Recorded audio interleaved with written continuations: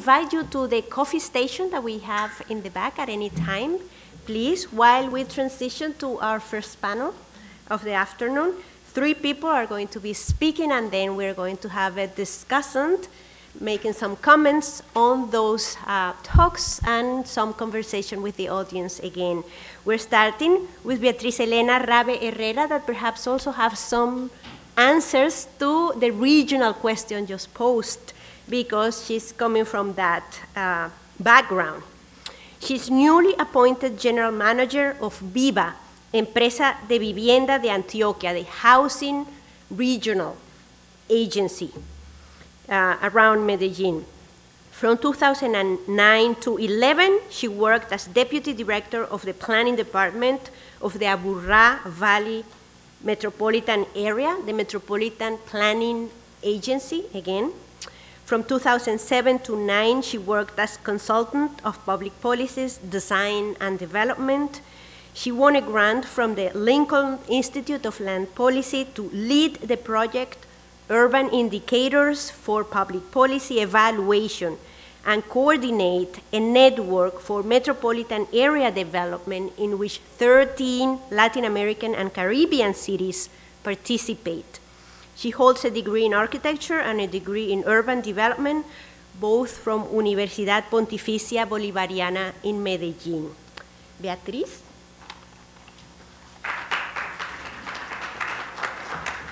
Beatriz brought to us a number of books that detail that process of regional planning there. So I'm going to have them here for anybody that is interested in perusing them today. And evidently you can borrow them from me afterwards as well. Thank you. Thank you, Clara. Good evening, good afternoon, and thanks to Clara and Alejandro for this invitation, and thank you for coming. I apologize for my poor English, and I try to talk about Área Metropolitana. I'm in transition because when you invite to here, I was a deputy director of, planning director of Área Metropolitana del Valle de Aburrá, and now I'm at a housing enterprise of Antioquia.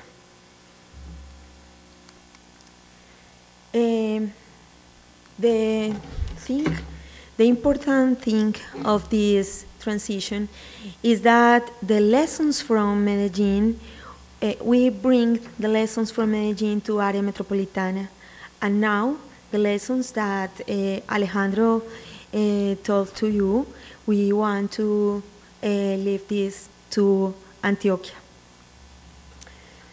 Alejandro now explained our territory.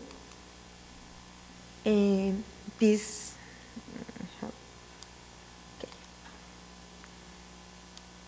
is the Área Metropolitana. This is Colombia and Valle de Aburrá. And this is Antioquia. I pass from here to here. De ordenamiento administrativo.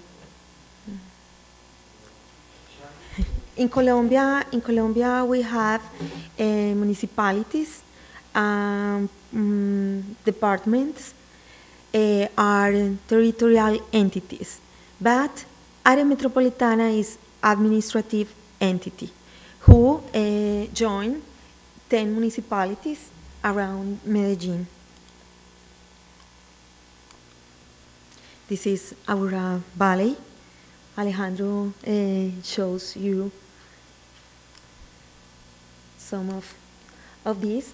The valley has 3 zones. North, 3 zones has different characteristics to morphology and occupation, but all the valley has common problems, and Area Metropolitana is authority in 3 topics: planning, urban planning, environment, and public transportation. And its situation to have 3 authorities allows build agreements with the municipalities, with the different municipalities. We have common problems, for example, precary planning in the last decades, very pressure in the borders. The valley extends his occupation. The population are located over the laderas, ¿cómo se dice? Slopes. The pressure is not only for the poor people, yes, poor people and rich people. And they are located in risk zones. Is inmobiliaria, no sé cómo se dice. Real estate pressure with the rich people in slopes. But the valley, when I analyze all the territory, we have many important opportunities to build these agreements and plan all the territory. We have near by the river, we have espacios todavía pues por planear space. Okay. Our entity, my ex-entity, Area Metropolitana, have 3 authorities and are different than territorial entity. The area recoge his budget is composed by the percent of cadastral of impuesto predial. Property taxes, okay, property taxes. With this budget, they can plan the territory and invest in different projects in 10 municipalities. We have different functions to plan the territory, to offer different public services in all the territory, and to do important projects, and to be an environmental authority. The most important of this entity is that the more important lessons from Medellin is now in 10 municipalities around Medellin. In Area Metropolitana lead the building of the model of the territory. Alejandro explains this model that not only about Medellin. The model is about all of the valley. Yo creo que voy a necesitar más ayuda para explicarlo. Listo. Perfecto. Vale. Entonces, lo más importante de este modelo es que logra hacer economía de las principales características del territorio. So the most important feature of this plan is that it allows to become an economic model from the use of the land. Sí. Y tener las mismas políticas para los 10 municipios. And have the same politics for the 10 municipalities. Sí. Perfecto.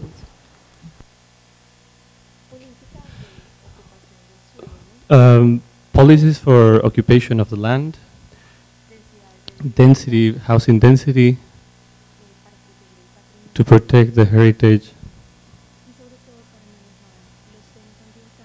and most of all, it is done to use the environmental issues with the same criteria that housing and other themes are treated.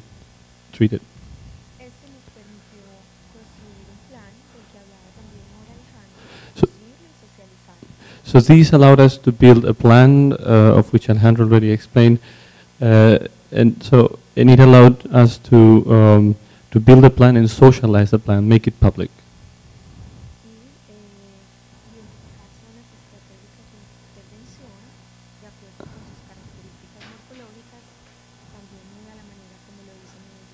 And in the same way that Alejandro explained about Medellin, this allowed again us to identify areas after their morphology and their own conditions to implement the programs that they were going to.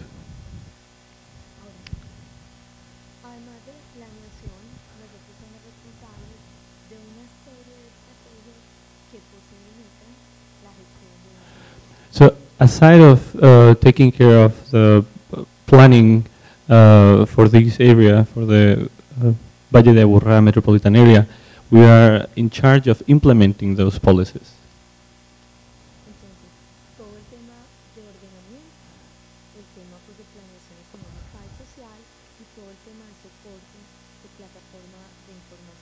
Here we have those three platforms for implementations. One is for environmental planning, the other one is for economical and institutional planning, and the third one is for the setting of informational systems or information systems.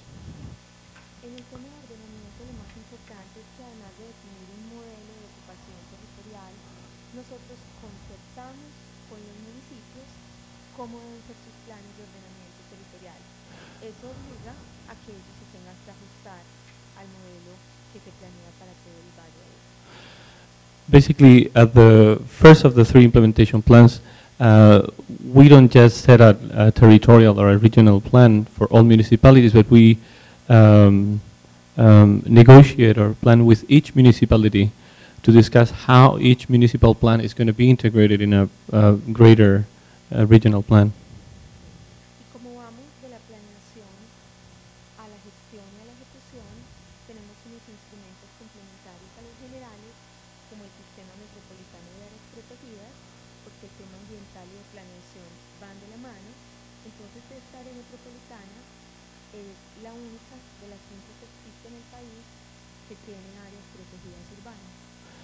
So as we said, we are going from planning to management and implementation.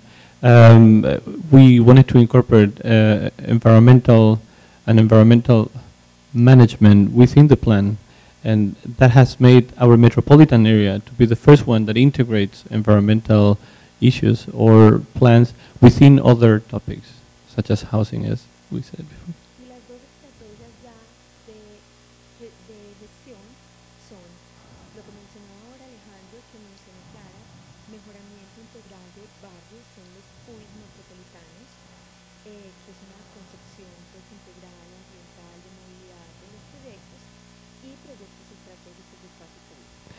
And the two main tools that we have to implement the programs are the integral programs of urban upgrading that Alejandro explained already, and the second one is the program for the creation of urban public spaces.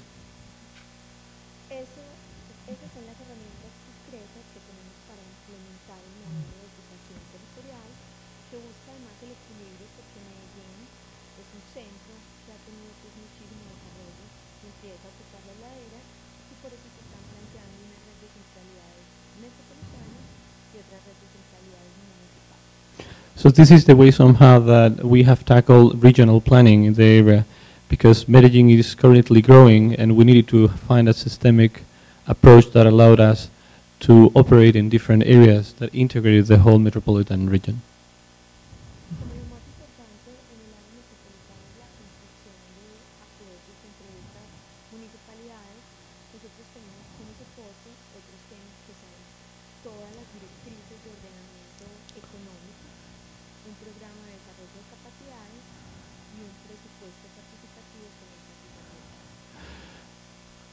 You may need to remember.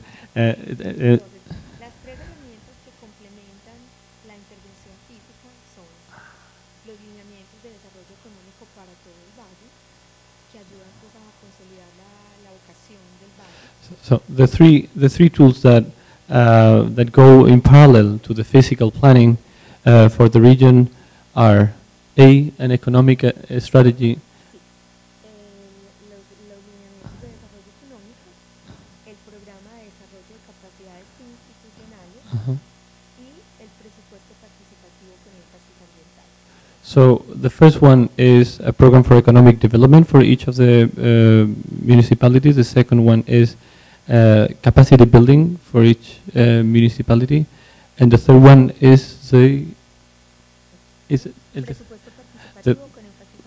participatory budget with environmental emphasis. Y por último, de soporte pues todo el sistema de información que es cartografía, actualización catastral y observatorio metropolitano de los temas en los que somos autoridad.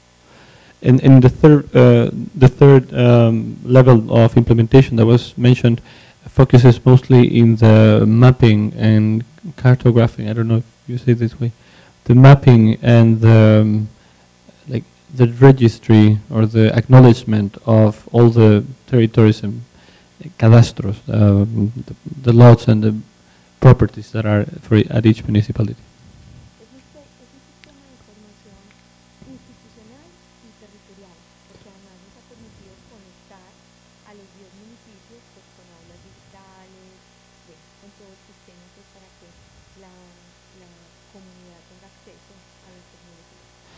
This information system is not just an institutional tool that we can use, but it's also being territorialized so that each municipality has their own databases and their own digital classrooms or workshops where they can also update and part of the information. Entonces, desde el punto de vista territorial, voy a pasar como muy rápidamente a los proyectos, estos son proyectos que están en el sur del valle, donde nosotros llevamos el modelo de los pools de Medellín al área metropolitana. So these are examples. We're going to go very quick through some examples of territorial intervention or physical intervention that has occurred at the south of the valley. La manera de proceder es que armamos un programa metropolitano, desarrollamos un piloto por cada municipio y construimos un piloto para toda el área. What we do is we select a particular area, we build one piloto. I mean, it's like a prototype. Sí, es un modelo, uno con el que arrancamos. Hay uno en cada municipio y uno que se construye. Yeah. Highlight project, a pilot project, sorry. So we set up the region, we plan or we design a pilot project, and then we implement that pilot project, that first one. Y a partir de ahí se construye una política metropolitana de vivienda, donde ahí pues vale la pena decir que ahora pues viene el salto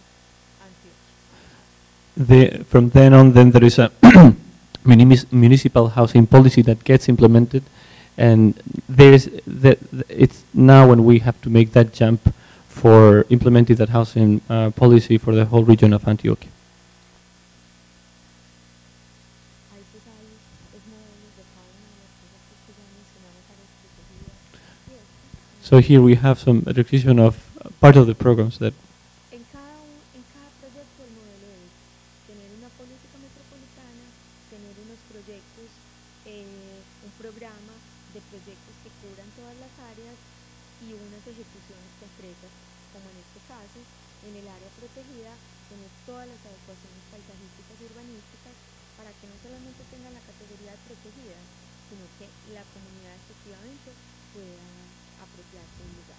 So we need to have, for each of the projects, we are both take care that the projects that are taking care have both a metropolitan perspective or dimension and a very local perspective, so that it acts, is useful for a bigger scale, and at the same time it respects the nature, quality, and decisions that both for natural and built areas are solicited. As in this case, the care, as in this case, the care of fitting with a green area. Ahorita Alejandro hablaba de Moravia. Alejandro was talking about Moravia just recently. Y nosotros, como autoridad ambiental y de planeación, hacemos también una intervención en Moravia en razón de que forma parte de la centralidad principal metropolitana que es Medellín. And we also had an environmental intervention in Moravia, as it is part also of the greater region of Medellin. Este es otro proyecto, aquí están pues como las tres centralidades al sur, al norte y en el centro, y hay otro proyecto que es la centralidad del norte, del Valle Aburrá, donde nosotros también vamos desde el instrumento de planificación de escala metropolitana hasta el desarrollo de espacio público, pasando por el plan maestro, por el diseño del proyecto y por los instrumentos de gestión. So, this is one of the regions we were discussing.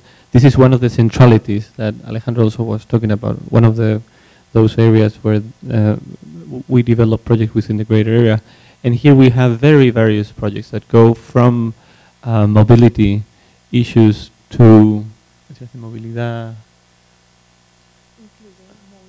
mobility, environment, from master planning to management. So from the planning to the management and implementation of public space in that areas.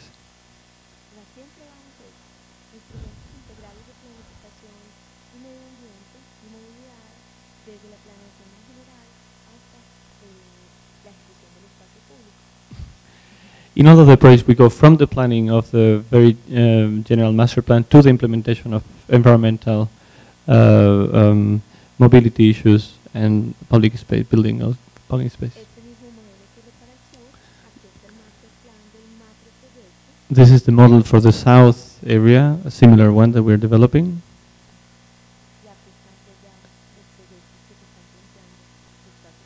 And these are the physical interventions, the projects that are to be developed in those regions. The same in Moravia.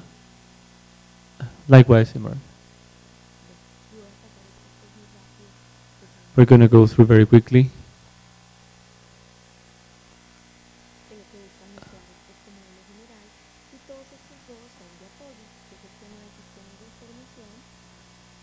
Repeat again.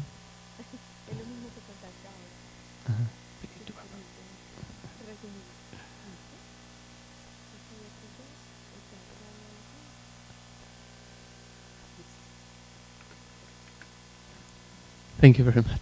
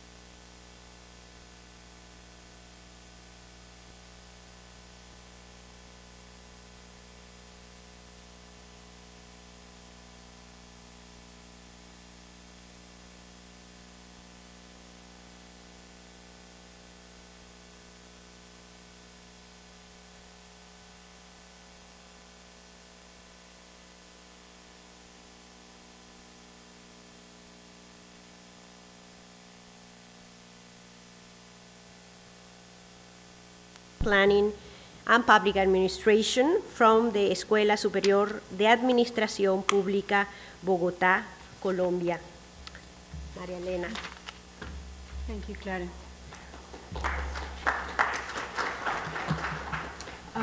It's my pleasure to be here today to share some ideas about intermediate cities in Colombia. The first question is, why is Rosario University interested in intermediate and small cities in Colombia? Colombia has very diversified urban systems. Colombia has only 4 big cities: Bogotá, Medellín, Cali, and Barranquilla. Only 4 cities in Colombia have more than 1 million inhabitants. The rest of the country is characterized to have small cities and intermediate cities. Actually, Colombia has 33 intermediate cities. In this map, you can see intermediate cities in red color around the country. And also, we have more than 1,000 small cities in Colombia. In this map, you can see small cities in yellow. So many small cities in Colombia. More than 60% of the Colombia population live in small and intermediate cities. So it's a very interesting and important phenomenon in urban hierarchy in Colombia. So what are the reasons for this kind of urban hierarchy in Colombia? So several reasons can explain that urban hierarchy. The first is the distribution of the population at the time of Spanish colonization was fragmented.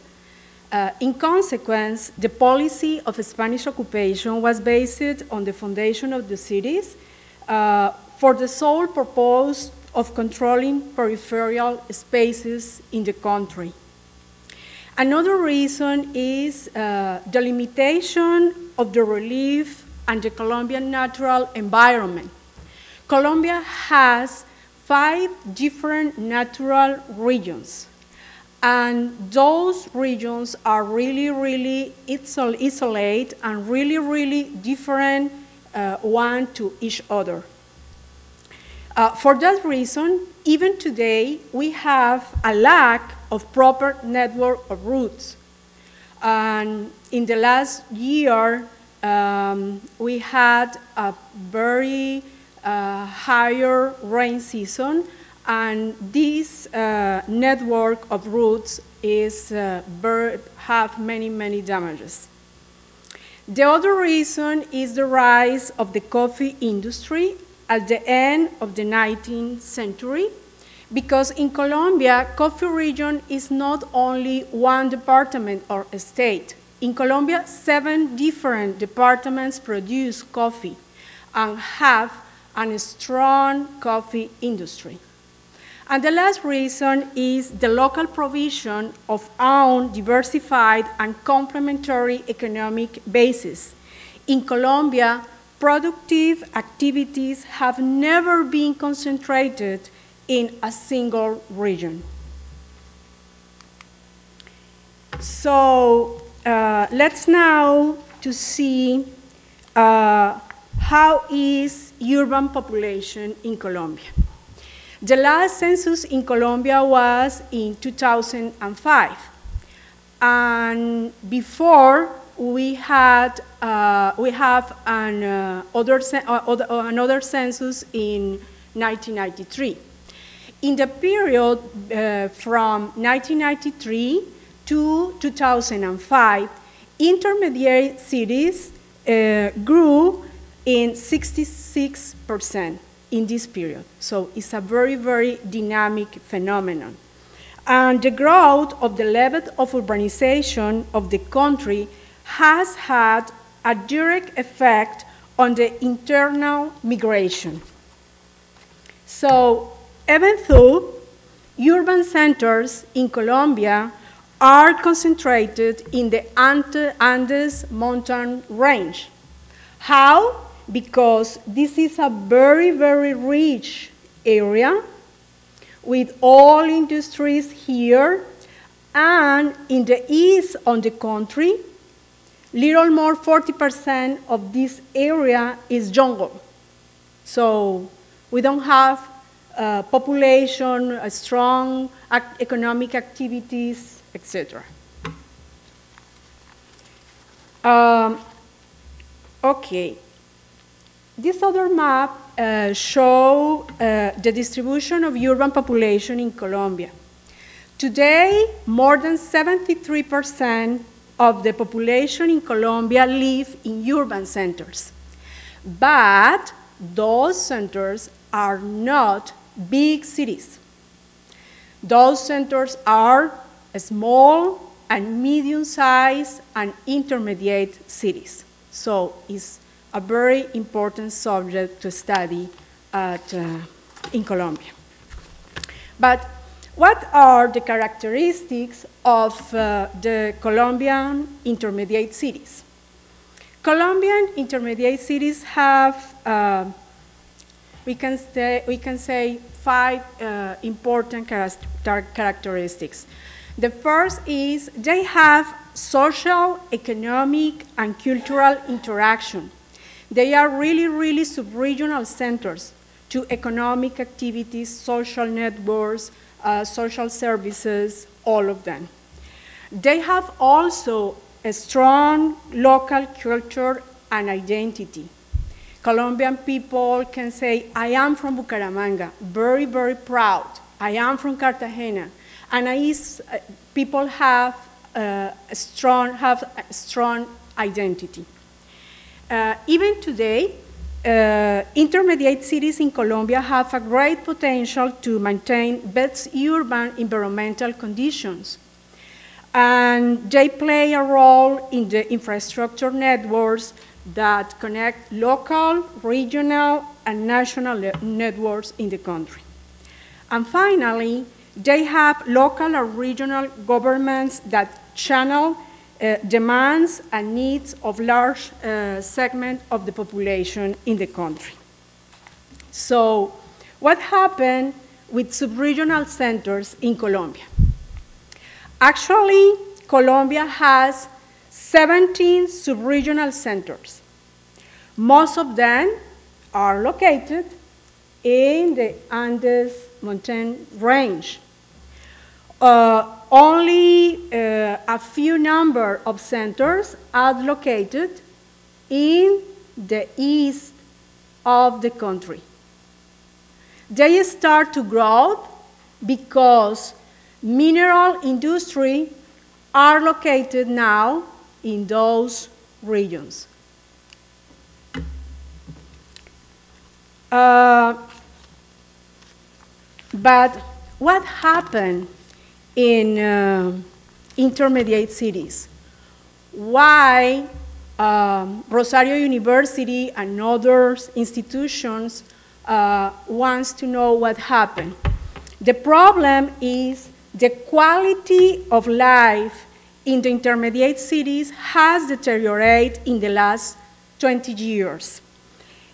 Intermediate cities don't have the capacity to provide adequate living standards for all its inhabitants. So I took some figures to show what happened.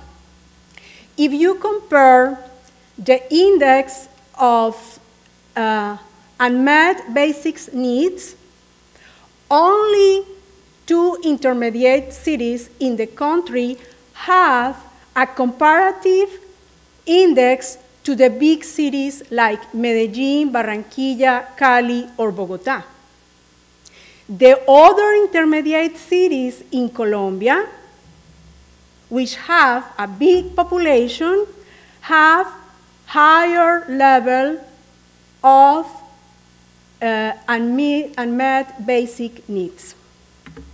So if more than 60% of the population in Colombia lives in small and intermediate cities, what problems do intermediate cities in Colombia face?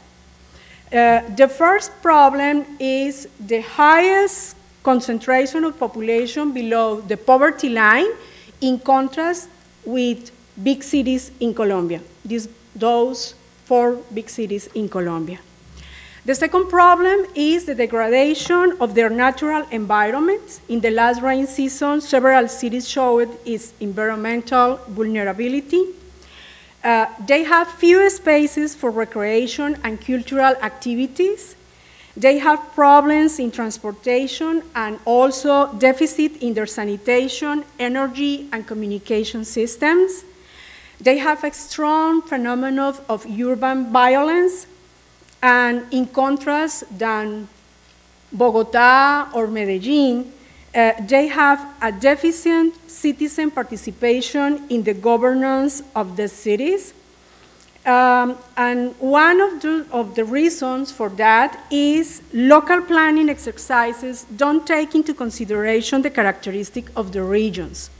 The cities, intermediate cities, make a copy of policies and successful projects in big cities without having into consideration if they are or not good for the particular condition of intermediate cities. Many, many times we have to ask regional authorities, please dream your city, your own dreams.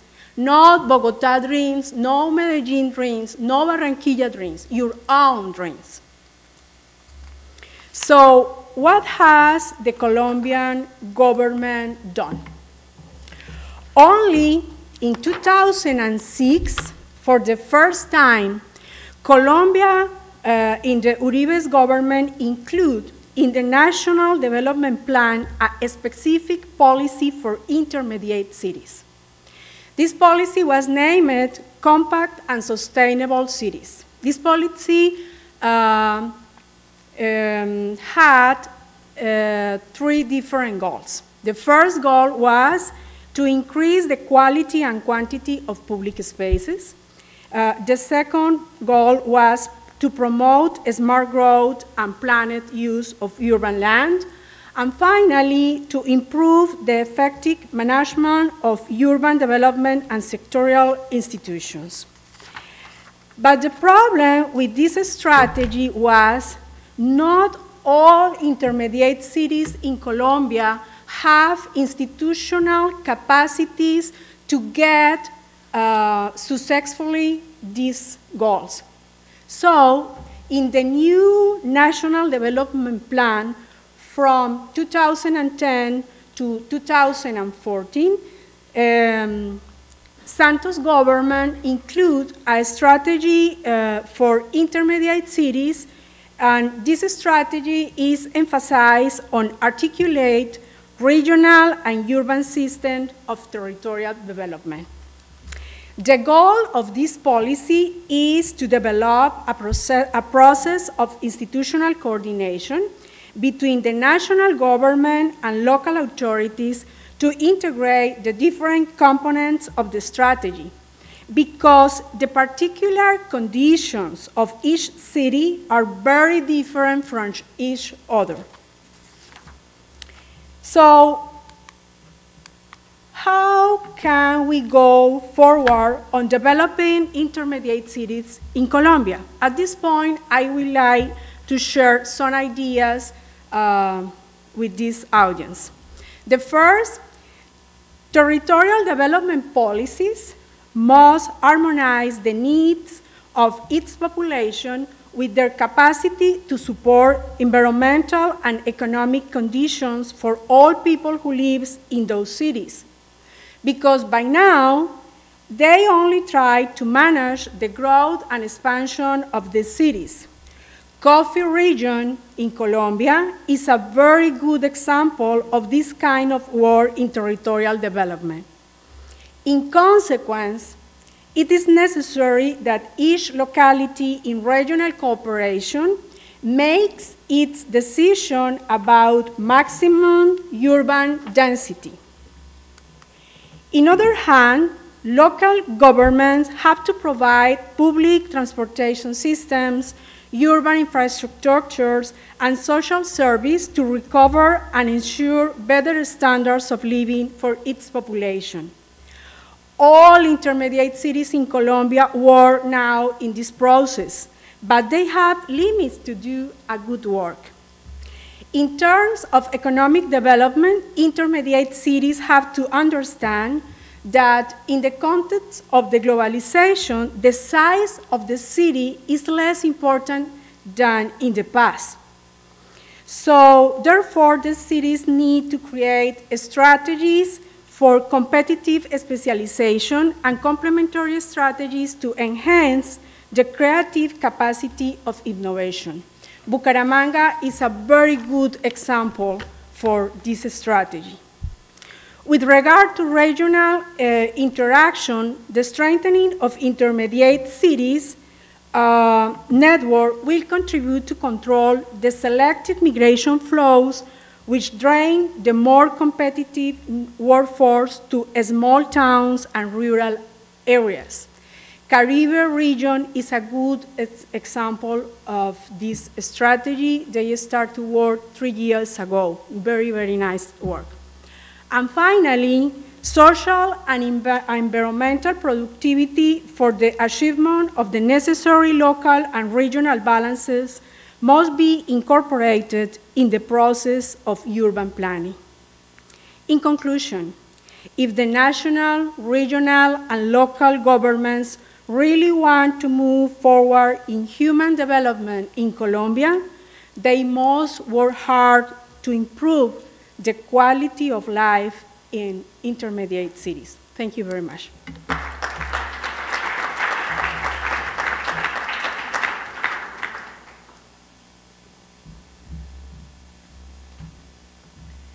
Thank you, Maria Elena. And the last person in this panel, Eduardo Berens. Eduardo holds a PhD in environmental sciences and engineering from UCLA, was former director of the Environmental Engineering Research Center at the Universidad de los Andes in Bogotá, founder of the Center for Urban and Regional Sustainability Studies of the same institution, and senior partner of Multibac Consulting.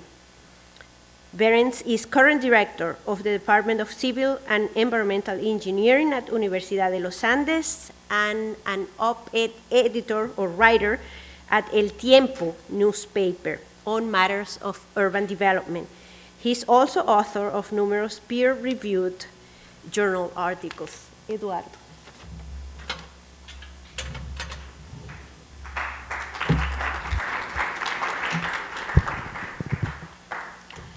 Good afternoon to everybody. I would like to start by showing my appreciation, expressing my appreciation to the people who put together this event.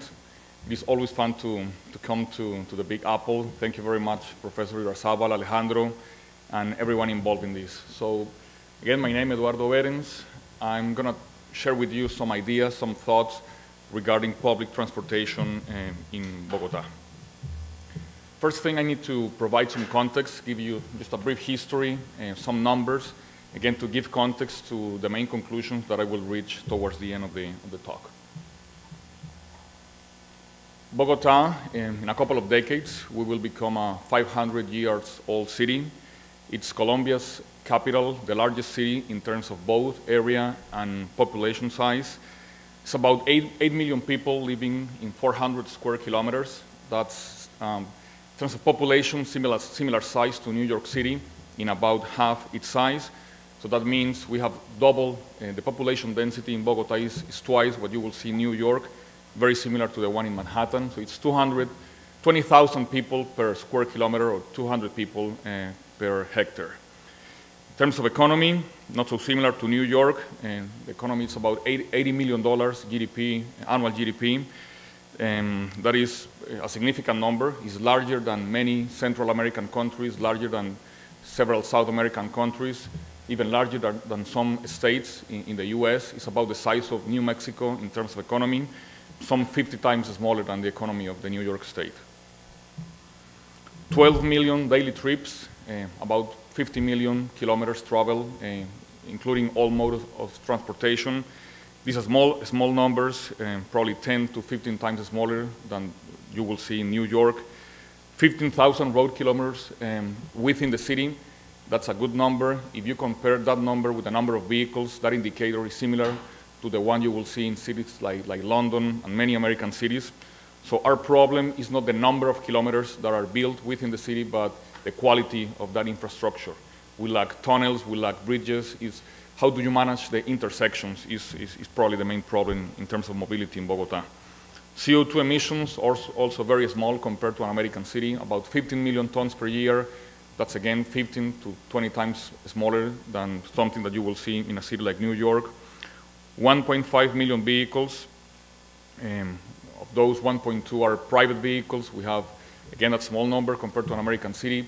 60,000 taxis, that's a huge number. You will find taxis everywhere in Bogota. It's very cheap, very convenient way to move around the city. 20,000 transit buses, that's an enormous amount of buses, and I will talk more about that later on.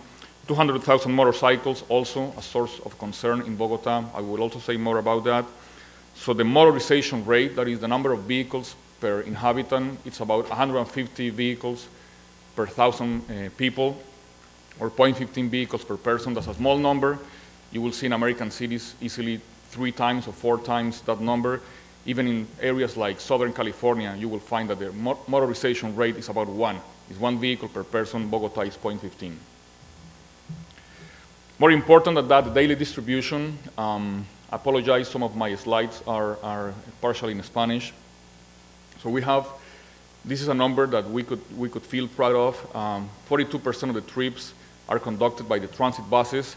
If you add to that number the number of trips that are conducted in Transmilenio is the famous BRT system, the bus rapid transit system that has been working in Bogota for over a decade. So if those two numbers combined mean more than 50% of the trips are made by public transportation. Very few cities of the developed world can say that. Literally, just a handful of cities can say that in the developed region of the world. So that's a number that we need to maintain. It's very difficult. As long as you progress, as long as your economy grows, those numbers tend to go down. So the main challenge here is try to keep that number there, try to convince people not to go to the private vehicles. 20% of the daily trips are conducted by vehicle, and about 12% by foot. This is a good number by itself. The reasons for that number are not so good. The reason is that not because we are healthy and we like to walk to work, which is great, but because some of the people that live in Bogota, as has been mentioned before, there are people with a quality of life and with standards similar to living in New York, but unfortunately not so many people can say that. Many people they can't afford to pay the fare to use the public transportation. So for some people in the city, they have to walk because they don't have any other option.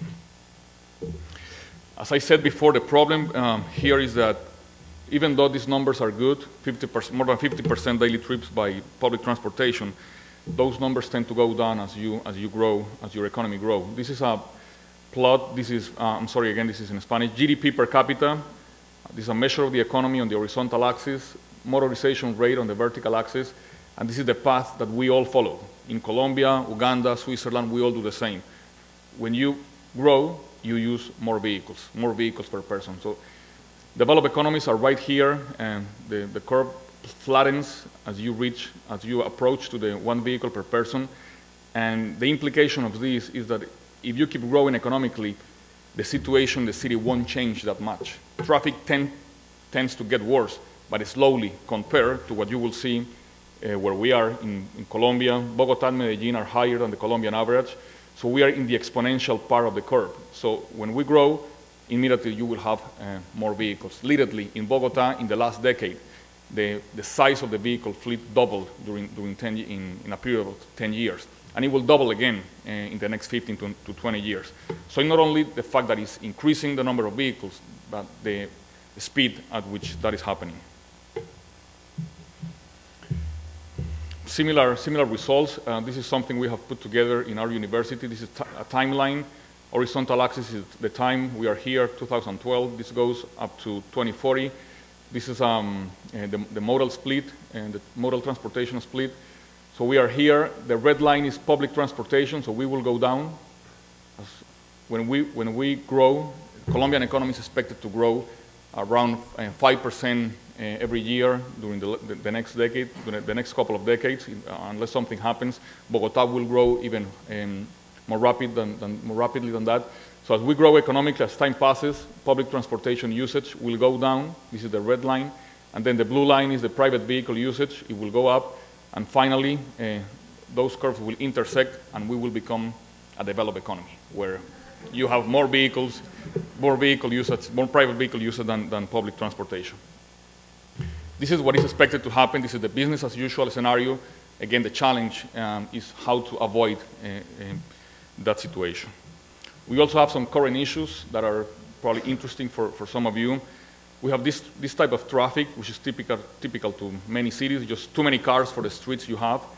But something that is more particular of cities of the developing world is this. This is a traffic jam with buses, not with vehicles. These are not passenger cars, but buses. This is something you don't see in an American city very often, or a European city. There are just too many buses. I don't have the time to explain why that happens, but we have a system that promotes that we have too many buses, an inefficient system. You could move the same amount of people using much less buses, and that's the project we are trying to implement. The implications of those buses: worsen air quality. The World Bank says Bogota is among the 5 most polluted cities in terms of air pollution. We don't know that's true, but we know this is a serious problem with serious health implications. The number, mortality and morbidity related to respiratory illness is the main problem, the main public health problem in Bogota. For children between 1 and 5 years of age, the main cause of morbidity, that means when you get sick and go to the doctor, and mortality, the main cause of illness for those children, for illness and mortality, is respiratory illness. Again, more children die and get sick because of respiratory illness than compared to any other cause. And we know some of that is because of the air quality. We have measured that. There are methodologies, standardized methodologies you can use to estimate the social and economic cost of air pollution, and that brings us this number, about $1 billion per year. And the interesting thing is that if you calculate the amount of money you have to spend to resolve the issue, the ratio is about 1 to 8. For each dollar you spend improving air quality, you will get $8 back. And this is a figure that has shown up in many studies around the world. Now the devil, this is something I mentioned before. Motorcycle is a major concern for us.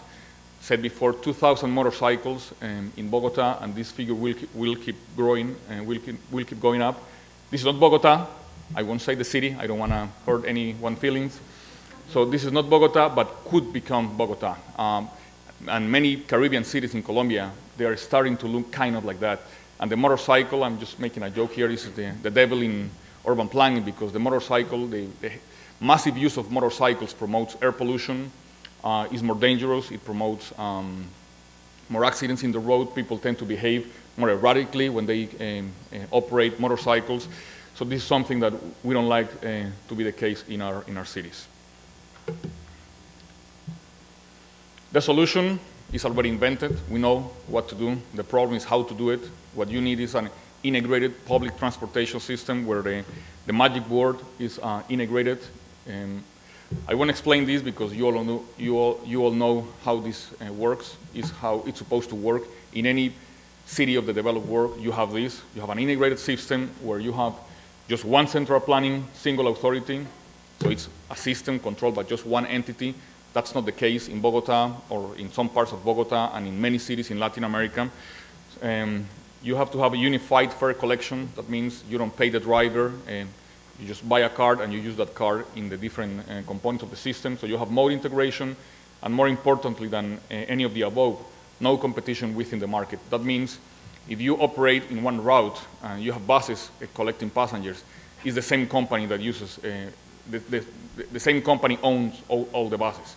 What happens in Bogota and other cities in Latin America is that you have different owners and they are just fighting, competing for the passengers, and that creates a chaotic and dangerous scenario. It's not only a picture, that's actually what happens in some parts of Bogota. You have the central station, you have the dedicated bus lanes with the two-body, the articulated buses, the combined traffic, you have infrastructure for pedestrian and bike paths. Now, this is only the case for a proportion of the trips.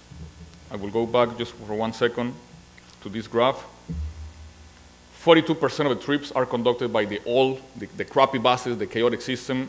Only 11% is the BRT, the nice system that I'm showing in the picture. So in Bogota, those two systems currently coexist. And this is a very nice picture because you see in an intersection, you have the old bus and then the new guy. So the idea is to eliminate these buses and have the entire city working in a system like this. Again, I don't have the time to explain all the reasons, but there are many economic and political reasons for these guys to exist. So it's a battle between what is supposed to happen and the people with power and money that they just want to keep having their business. The owners of these buses usually are, again, powerful people, even people with links to government agencies. So again, this is the sad face scenario. This is an old picture, but some streets in Bogota still look like that. A lot of buses in the streets. The implications, again, air quality in terms of particulate matter, which is the most dangerous air pollutant in Bogota. We have 40% of the emissions of particulate matter come from these buses. And this is a very interesting number. 20,000 buses pollute more than 1.2 million vehicles when you are talking about particulate matter. And this is the main, again, the main health concern is particulate matter. So 40% of the emissions because of this inefficient system. And not only in terms of air quality, because this is something that is different to what you will see in a city like New York. So we all care about air quality, but in Bogota and cities like Bogota, there is an additional concern. It's not the overall air quality, the overall air pollution, but also what happens when you are on the street, when you are walking by the street, when you are walking your dog, when you are taking your baby for a ride.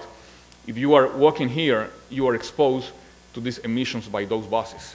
And that personal exposure is much higher than what you will see overall in the city.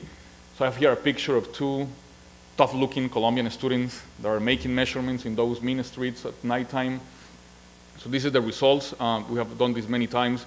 This is about 2 hours of measurements. This is the particulate matter concentration, and you will see concentration spikes like this every time you will see an event like that.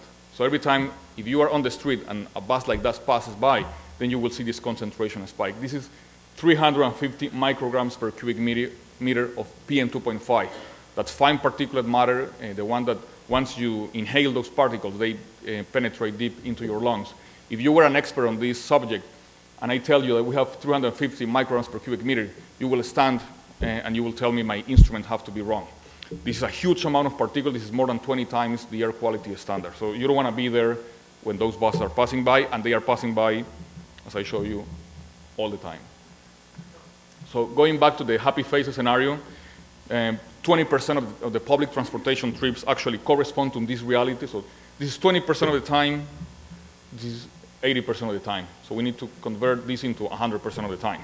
Where you have the organized buses, you have even a green corridor that serves also as a buffer for the emission. These buses also pollute, but you have a buffer, and when you are walking down this corridor, those emissions won't reach you, or they will be diluted once they reach you. So if you do that, if we are able to make that 20% into 100% of the city, this will be the good consequences. This is a model we built for the Inter-American Development Bank. This just happened just a few weeks ago. This is brand new research just out of the oven. So these are the emissions, the particulate matter emissions in all the corridors in Bogota. This is the current scenario, and this is what will happen if we are able to have an integrated system all across the city. That is 50% reduction in particulate matter and a huge and even high reduction when you are on the streets at the corridor level. You all care about global warming, so there is also an impact on CO2 emission. It's not as big as for PM10, PM2.5, I'm sorry. You don't see those on the map, but it's about 10% reduction on CO2 emissions. And this is just, I'm finishing now, this is something just to say that the future is even more promising. The interesting thing of what I just said is that just improving the public transportation, just organizing the buses, getting rid of the buses you don't need, and just having a more efficient system, you can get a 50% reduction on particulate matter emissions. But you can do more than that. You can start looking at better technologies, emission control technologies, better fuel quality, even think about electric buses or hybrid buses. And if you do all of that, you can go up to 95% reduction of emissions. Once we do that, that means we don't have a problem regarding air quality in the city. So just final remarks. This is just a summary of the main take-home messages. If you are going to be an advisor to a small city, an intermediate city, as the ones were described before, this is something that maybe should be in your plans.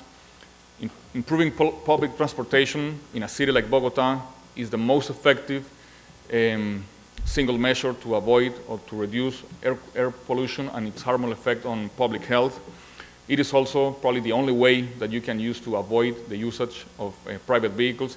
If you don't have an option, if you don't have a good service, people will keep using the car, or even worse, they will buy a motorcycle in our cases. Growing Latin American cities, we need to do that, and this is also a message for middle-sized cities. We need to seize the opportunity of high share of public transportation. This only happens in poor economies. As you develop again, the idea is we shouldn't follow that lead of the developed economies. We need to keep the high shares of public transportation.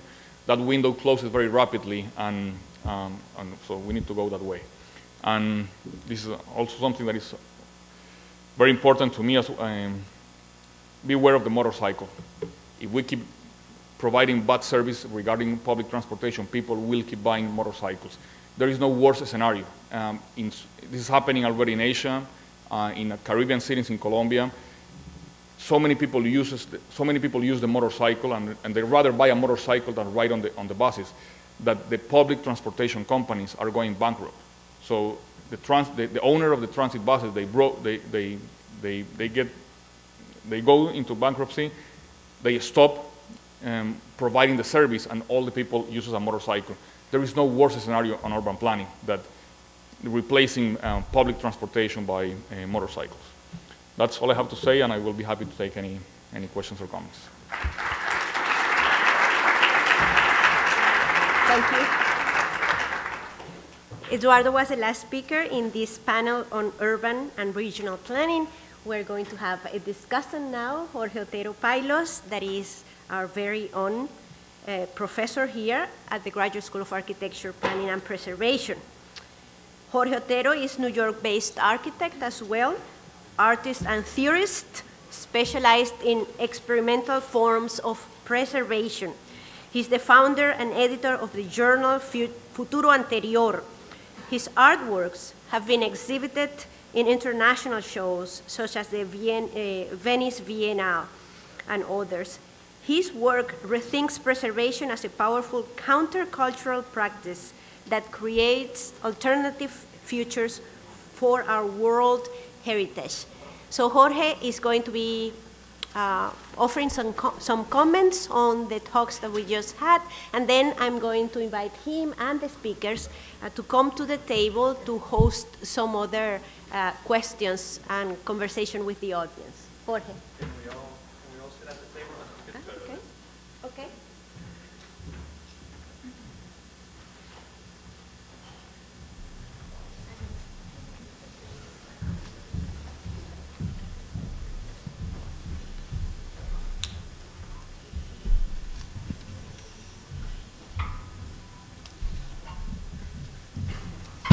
Okay, well, thank you, everybody, for sticking around. And thank you, Clara, for putting this together and for inviting me to be a part of this. I feel somewhat like an imposter here because I don't really know anything about planning. So I'm here really more to ask questions and to moderate a discussion amongst you.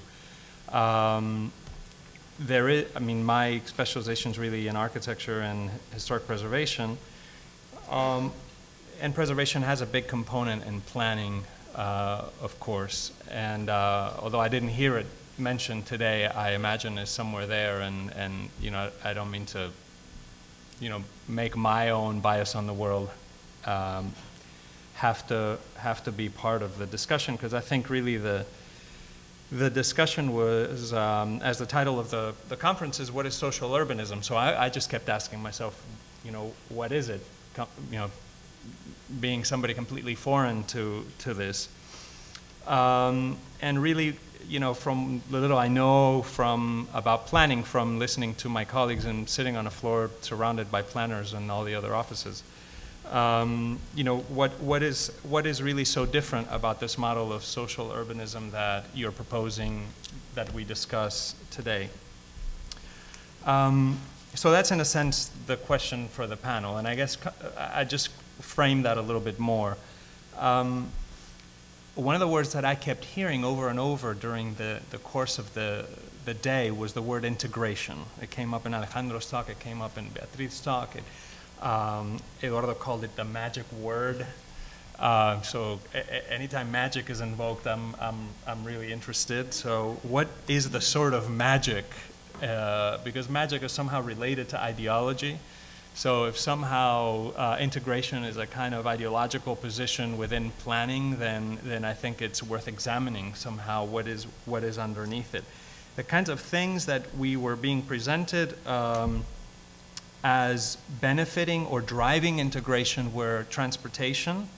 A minor theme was taxation. It came up in your presentation. It was like a bullet point you didn't get to, you know. You get all the communities, all the regional governments to get to talk to one another so that they can improve how they tax. Because of course you need that taxation. That came up in the question and answer period, and it was very important. But I guess for me it was, okay, so what is this magic word in terms of the kind of image of society that planning is proposing? You know, what is at stake in this idea of integration? Because it seems somehow a rather managerial view of the world. And, you know, it just, for me, the question is this the best model of planning? And isn't integration the kind of old story of planning? How is social urbanism different than the old model of planning vis-a-vis integration? Is there a different, or is that one of the continuities amidst a lot of other change that stays? And if so, that's quite all right. I mean, I just think it'd be good for us to talk about, because I think some of the things we would like to know is this idea of social urbanism maybe can be defined negatively. You know, it's all very good, but what does it leave out? So for me, one of the things that it left out was heritage, of course. I mentioned that at the beginning, but perhaps other things that it leaves out are everything that is resisting it. You know, what is pushing back against this notion of social urbanism? What is really, and it was difficult from the presentations today to get a sense of why is it not, you know, if it's such a great idea, why isn't this happening everywhere? So we gleaned a little bit of it, you know, there was a kind of undercurrent. It was the question of drugs, the mafia, pushing back on this, a kind of alternate economies, other economies, invisible economies that are just not being able to be captured by the state. It seemed kind of interesting to me that all of you are very involved within bureaucracies, state bureaucracies, or their kind of academic extensions. And so, you know, how is the mafia planning? Is the mafia, you know, working in a kind of social urbanism? I mean, from what we hear here, the mafia does a lot of social urbanism. You know, the narcos do a lot, and that's in a way how they also, you know, and they also tax. So anyway, I mean, that was, for me, those alternate economies were important. Other things that I thought might be pushing back on social urbanism was the problem of emigration, people leaving Colombia. Because if the model that planning is presenting is this model of integration, I suppose the view of society is a managerial view, but it's also a view of society as an integrated thing. But of course, society is always a kind of splintered reality. It never really quite fits together. So what are the kinds of pressures that are splitting society apart and that planning can capture? Because without talking about those, I feel like, you know, we talk about social urbanism, social planning as as patchwork, you know, as kind of putting plugs on a sinking ship somehow. And the other thing I thought was pushing back with all these old buses. You know, you mentioned, you really pointed at that as you know, this is something that's really keeping us from this model of integration. But I love those old buses. I mean, they look, you know, so much more interesting than the new ones. So, you know, is there any room for the old buses, or they just have to be destroyed and tabula rasa, so to speak, model of development in transportation? Because I thought one of the very interesting things that Alejandro pointed out was all these other sort of ways of getting around a city. Nobody mentioned bicycles very much, although I know that that's part of your work. So, you know, not everything could come out. But, you know, so this model of integration and planning that we're talking about here, in the way that it fits into social urbanism, seems to be a search for efficiencies. And a search for efficiencies very much connected to the idea of development. Mm-hmm. And so, you know, I guess that just sort of sent a bunch of red flags in my mind, you know, until I heard you say, we don't want to develop in a kind of predetermined way. We want to invent a new model of development. I was very interested in that, and I would like to maybe hear a little bit more about that window of opportunity of inventing a way of planning, because I thought that was one of the places where we could really think about this social urbanism. I know I'm putting a lot on the table, and I'll come back to it, but I just want to kind of, you know, I was asked to do. Sorry if I carry on. You tell me if I'm almost done. The other thing I found very interesting that came from everybody's talk was the notion of geography, this kind of intersection with geography, and the idea that the standard narrative of growth that backs into the problem of resources, of just the ability to feed and give water and breathe, and these kind of very basic, you know, human existence things. And so that seemed to me very interesting and related to the problems we discuss more in the heritage field, which have to do with the carrying capacity of any object. You know, how many people can visit Notre Dame? How many people can drink from a well? You know, these kinds of things. So that I found very interesting, and it was related for me to questions of health, emotion, and their pollution came up in that discussion, because we're not only how much water can we drink, but the fact that as we're drinking, we're also polluting the water. So everything is the diminishing nature or the diminishing carrying capacity of nature, that there should be some sort of, you guys had really beautiful graphs and tables. There should be a kind of graph where, you know, the ability to drink water gets, you know, is also in there. But that to me seemed to be an opportunity also to rethink this model of integration, because I was thinking the problem of Medellin and organizing the city, bringing in these 10 municipalities is not unlike what New York faced with bringing in the boroughs into the administration. And the thing that made everybody decide, yes, we must all be a city, is that it was so much cheaper to manage sewage if it was all together. So it was really a management problem. But of course, you can track how much sewage goes into a pipe in a different way than you can track air pollution, although you can, you know, you've done some really amazing measurements. But the reason is that air pollution has to do with the world, right? I mean, you pollute locally, but it goes everywhere, so it's a kind of a world problem. So in a way, if one could think beyond the region, and you've been thinking about this, that your work has to do with the global impact of regional cities, then maybe there's a way for communication between your work here, in the sense that maybe pollution offers a way, or ways of dealing with pollution that might offer a way to make it possible to think of a different sort of geography of the city. That it might not just be how far the transit system reaches, but it might include the food system, and it might include the breathing system into your calculations of that. But of course, that has enormous impacts for how you, for political life, because we don't have a kind of political system able to drive reform beyond, you know, the city. So anyway, that's the end of my responses, just to trying to, for myself, to figure out, you know, what is this idea of social urbanism.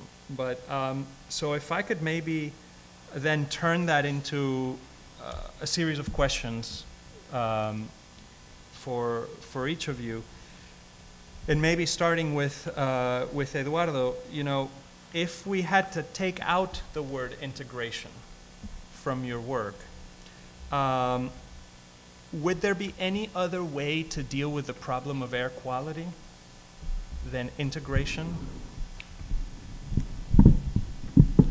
Well, I don't know if it's absolutely necessary to have the word integration, but I will defend it anyway, because okay, you don't have to. I mean, no. It's not only the fact that you have synergies and it could be more efficient when you are integrated, but it's also the fact that when you have a comprehensive view, you understand all the implications of the problem you are trying to solve. So as an example, it's actually an example in the US, when a couple of decades ago in California, it was mandatory to use this chemical substance in the fuel, in the gasoline.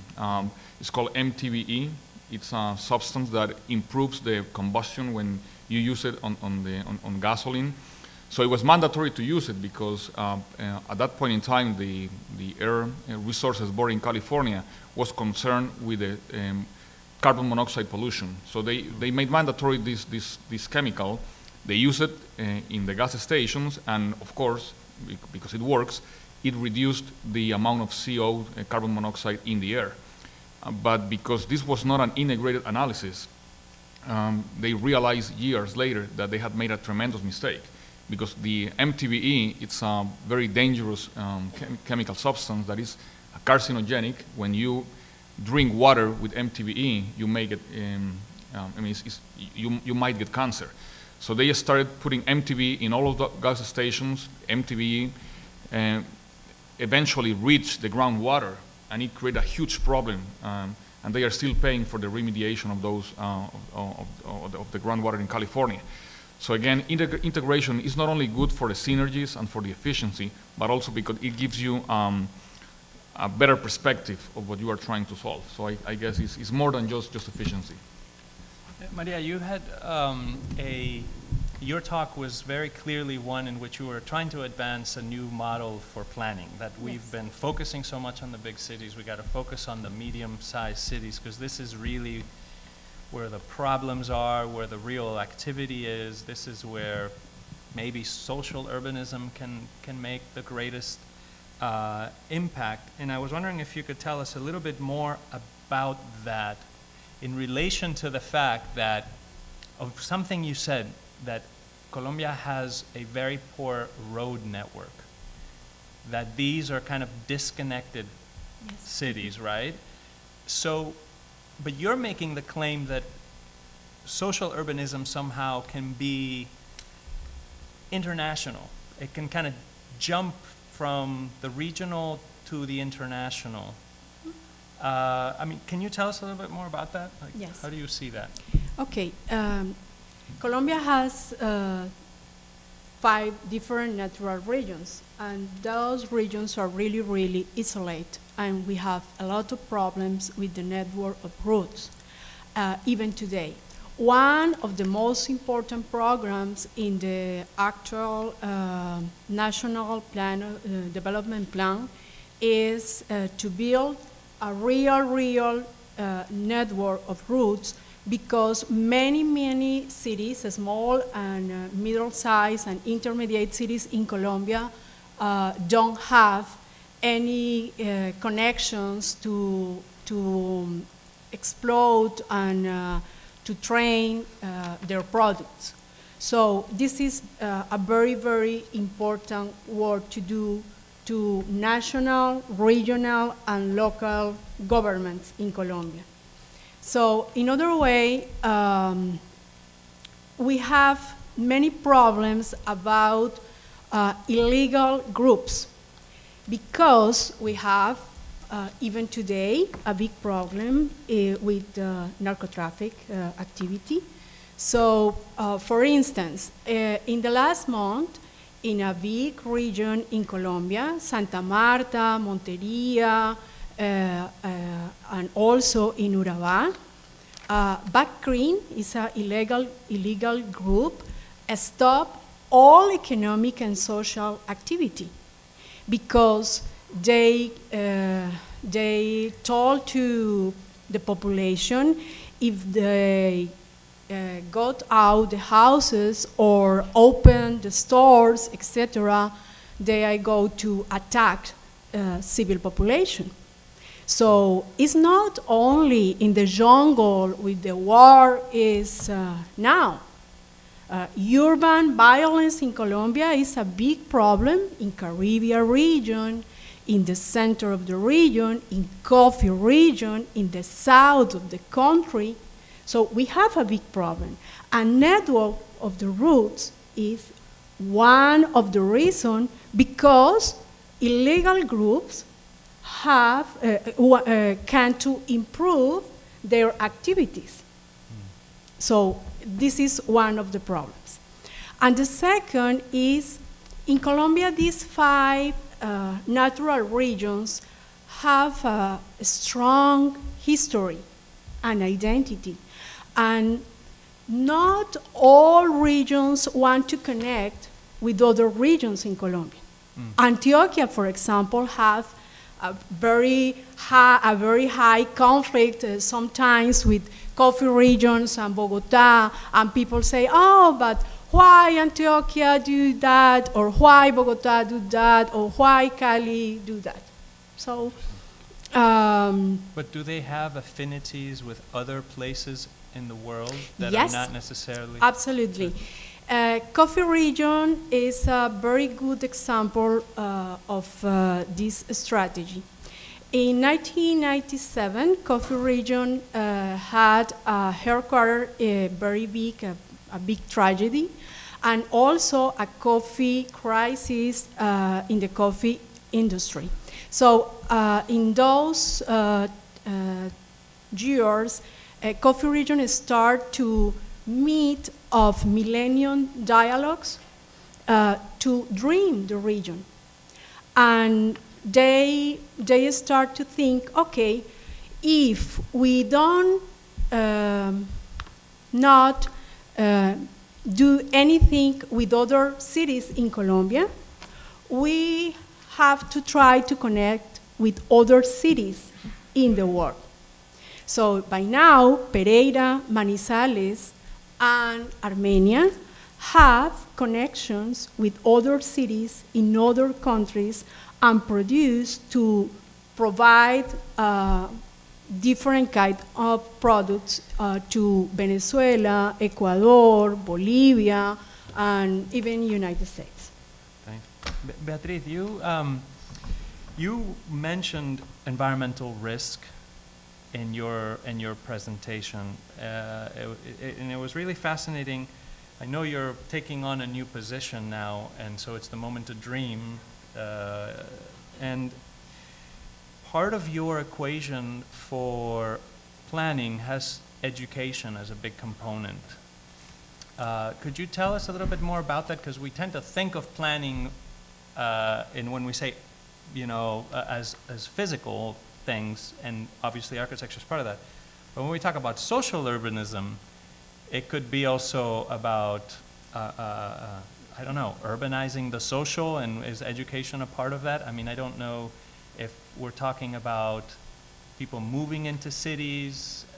having access to education for the first time? What is the social reality that you are trying to impact with education, and what is the program of education? What are you teaching about? I mean, yeah. There is many strategies to educate people about environment. One of strategies is planning, is model planning, is equilibrium. Is to promote the territorial equilibrium. One center, two centers of equilibrium from Medellin is one strategy. Two strategies is environmental education. The environmental authority in area metropolitana has many programs learned from Medellin, the most educated, and we joined the environmental topic at this strategy. And we have a program with 70 schools, more or less, in all in 10 municipalities that have different programs and policies to environmental education. For example, for instance, we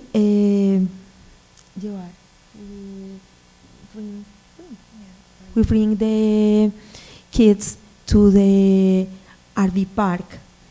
RV is a natural area, and they do activities related with the environmental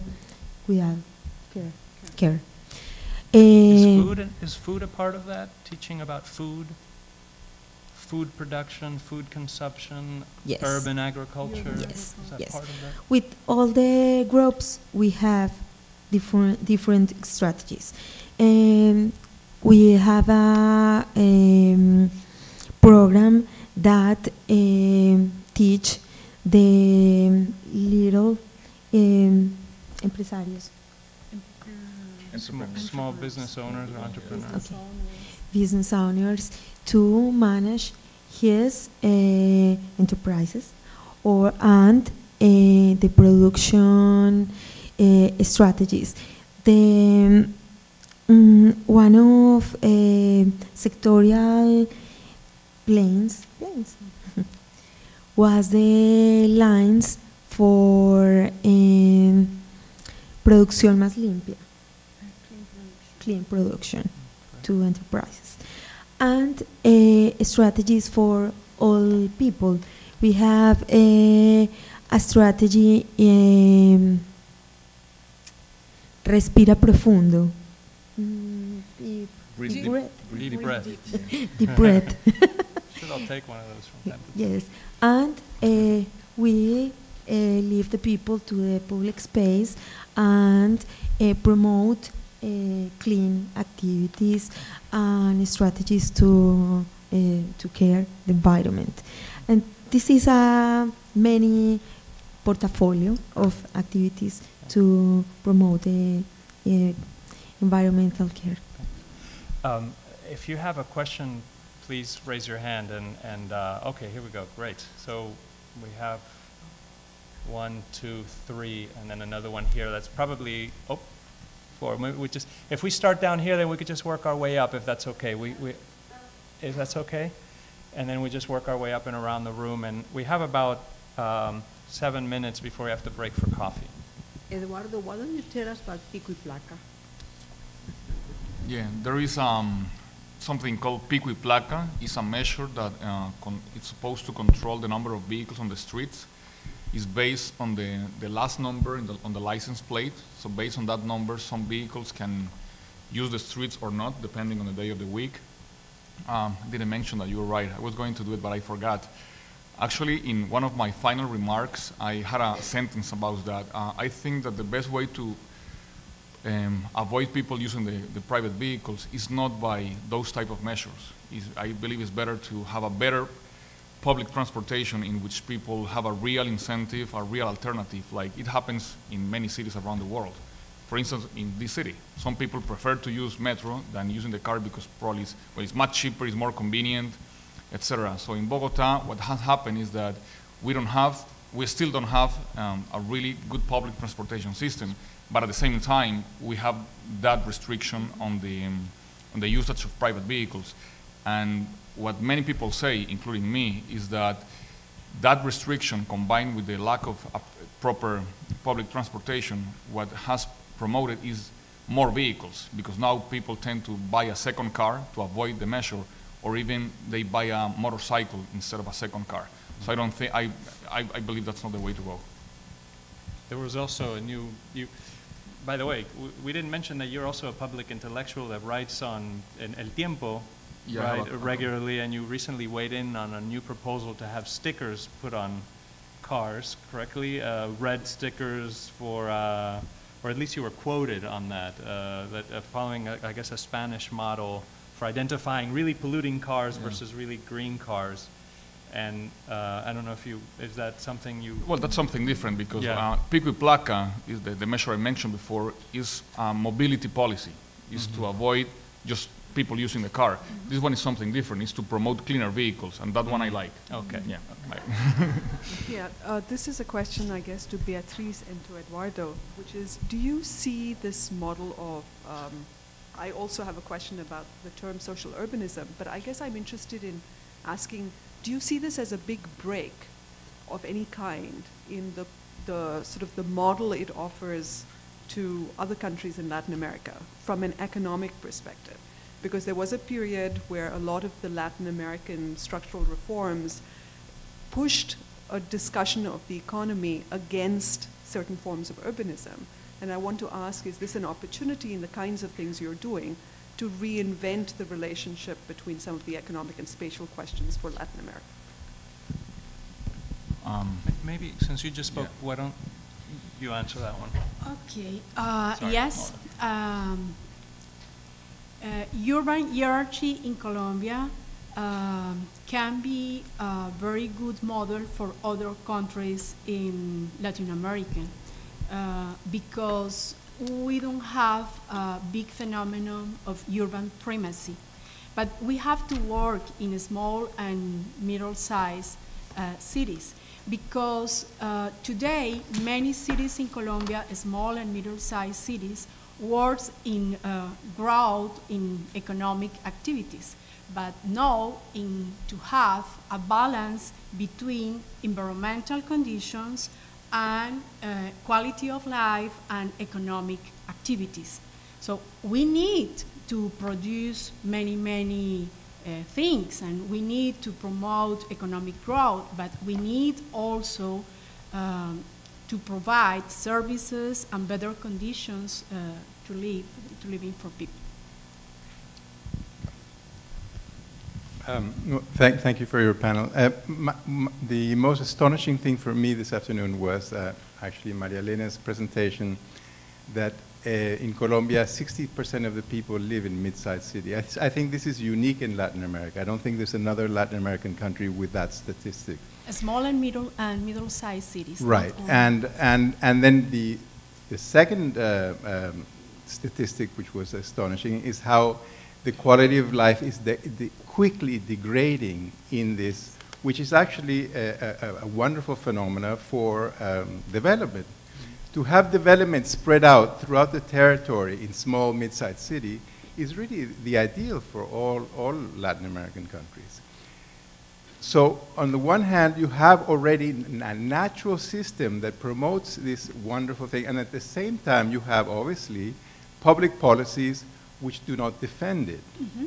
So there's a real difference there. Then this has to do with Beatriz's role in this situation, because my question for Beatriz is, urban planning and regional planning has really been done especially around Medellin, since the 50s. There was the famous urban plan done by José Luis Sert and polyester Wiener, which was actually, when I first heard Alejandro talk, they were talking about how that plan was still in some ways being implemented. But this way of thinking about regional planning is actually quite antiquated, and it doesn't really take into account the latest phenomena of more integrated systems like Eduardo was talking about in Bogota and Medellin, where there really was a focus on the very particular points of interaction and how those points of interaction could really transform the whole vision of the city. I was a little bit disappointed, Eduardo, in your presentation in that you did not really speak about, you spoke a lot about pollution, but you didn't really speak about the amazing social qualities of this transportation system.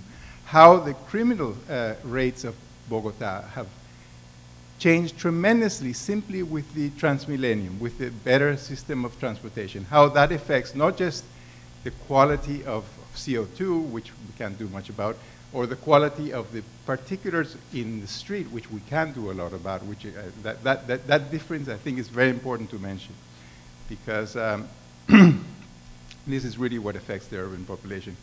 But how the transportation system is essential in the management of the peace of violence and other important qualities, and Colombia is a great example for the rest of Latin America in innovation in those systems. And also you cannot disregard all these things from the incredible economic growth that has taken place in Colombia in the last 10 years due to the discovery of oil in those regions that are not populated.